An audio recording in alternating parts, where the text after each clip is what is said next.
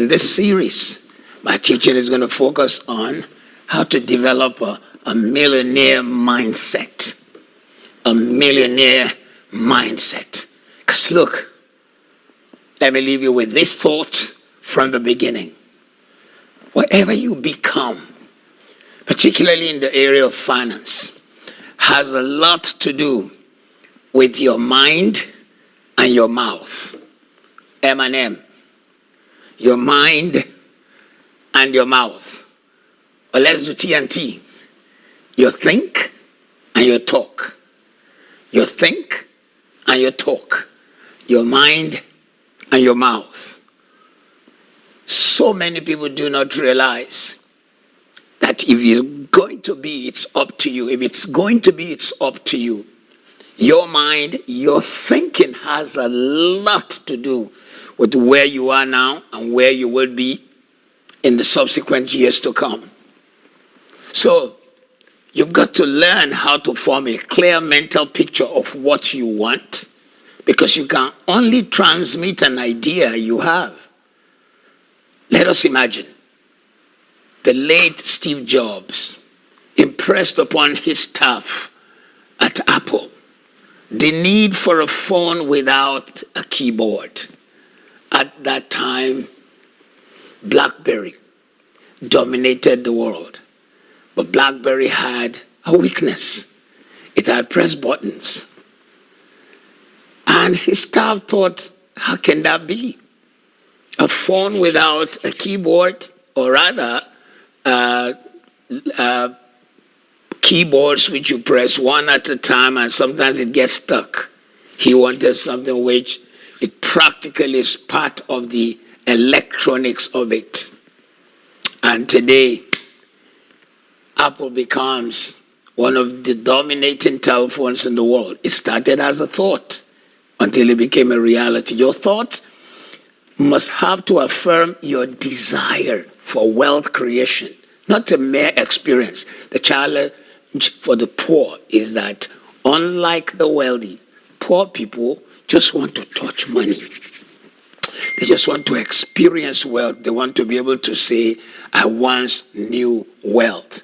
But with the wealthy, they believe that they were created to handle wealth and to have it in abundance. So today I want you to know that God and you can make it happen. No one ever creates wealth or start the creative power of wealth creation by a mere spending time on ill-informed longing and vague desires. You know, when people want to create wealth, they do not realize that, look, you can't just have a longing for it or base your desire for wealth creation on ill-informed desires and ideas. You have to think. You know, as a man thinks, so is he. Have a clear mental picture of how you want to look when you have the wealth. It is part of your journey. Because you see, your think and your talk, your mind and your mouth shape your future. Just imagine somebody designed the shirt I'm wearing. They saw it in their mind. Probably it was an out of the regular kind of design, but they saw it and they went on to make it happen. In the same vein, you've got to learn how to see what you want, have a clear picture. Spend a lot of time contemplating the picture of the wealth you would like to create. The more clear and definite the picture of wealth creation is, the more you can achieve it, because your desire then increases. If you spend time thinking in a particular area, you find your mind oscillating around it. Let me give you a test. Have you noticed every time you thought, I would like to buy a Toyota Corolla, that's the most popular Toyota on earth, you begin to notice Toyota Corollas everywhere. It's amazing. It was always there, but because Your mind had not been taught to garner Toyota Corollas and look. You missed it. But the moment you begin to look out for Toyota Corollas, you see it everywhere. In fact, your hand also wants to now Google and search for Toyota Corolla. Same thing with wealth creation. If it's in your mind and in your mouth, you begin to see it and you begin to say it. You begin to see it, you begin to say it. The more clear and definite the picture is, the more likely your life moves in that direction. Your thought must be accompanied by an unwavering faith that the things are already yours. You just need to take possession of it. So if you begin to see it and say it, that one day I'm going to create wealth, I'm going to handle it, it is going to happen. In the holy book, the Bible, it says, whatsoever thing you desire. So there has to be a passion for it, a desire for it. In other words, you've got to see the things you want as if it's already around you for the reality of it to hit you. If you don't see it, you don't say it. And if you don't say it, you don't have it. It's amazing. Even in the poorest of nations, there is still wealth somewhere. While some people focus on the poverty, someone else focuses on the abundance. He sees the opportunity. Even in crisis, people see opportunities. I'd like you to imagine a refugee camp. 100,000 people displaced because of a civil war in their nation. And they have had to move out and create a refugee camp.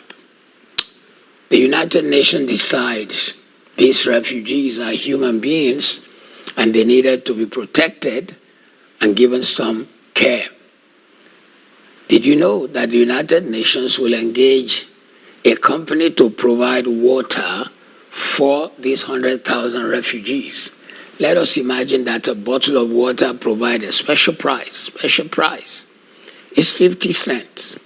So that would be 50 cents bottle of water, 100,000 in the morning. Did you know what that comes to? That is $50,000 in the morning, $50,000 in the afternoon, and $50,000 in the evening, every day. And guess what? Do you know who pays for it? You and I. And you may be saying, how? Because our nations are member states of the United Nations and have to make yearly contribution.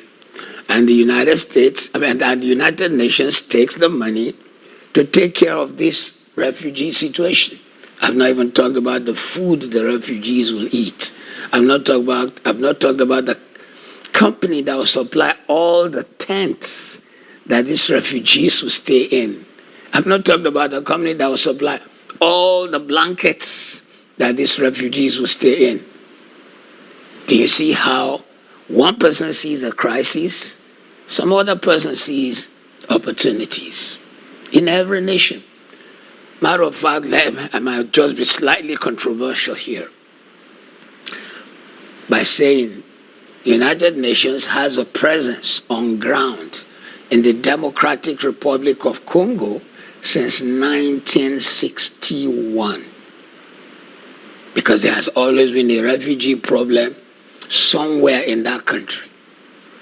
And whereas it is probably one of the wealthiest nations in the world, potentially, because it has the largest deposit of all the minerals in Africa. So how do you see things? See things you want as if it is already around you. And it will begin to be that your mind walks towards it and your hand begins to go towards it. Dwell in the mental picture you see. Hold on to the mental ownership of what you see.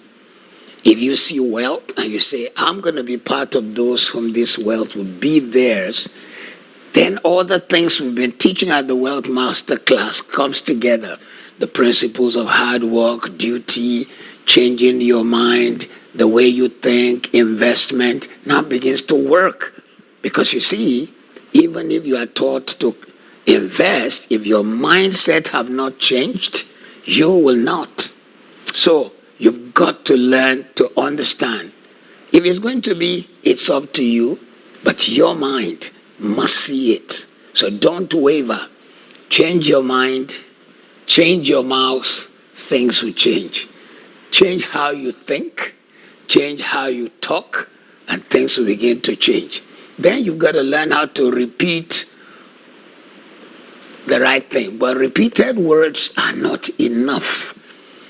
You hold the vision with unshakable sense of purpose, and that vision becomes a reality. You must see it. You see, your perception produces your reception. If you can't perceive it, you can't conceive it. If you don't conceive it, you won't believe it. If you don't believe it, you won't receive it. Let me go through again. It's a good alliteration for you. If you can't perceive, you can't conceive. If you don't conceive, you won't believe. If you don't believe, you won't receive. Well, let me do it slightly different. If you can't perceive it, you can't believe. And if you don't believe, you won't conceive. And if you don't conceive, you won't receive. But if you can perceive it, then you begin to believe. And if you believe, then you begin to conceive it. You begin to carry it in the womb of your trust and your belief, in the womb of your ability to achieve everything around you. The television, the phone, the iPad, or laptop from where you're watching me was once a perception that became a belief. The belief became a conception, and the conception became a reality. The power to create wealth starts with thinking and talking it. You cannot spend your life, don't forget this. You can't spend your life studying poverty when your desire is riches. Honestly, from now on, you observe your television, most movies, most mini martinis knock wealth. Whereas the guys who produce these programs are worth hundreds of millions of dollars, but they help us perpetuate a lie. They make us have an attitude towards wealth. So no one ever got rich by studying poverty and thinking about poverty.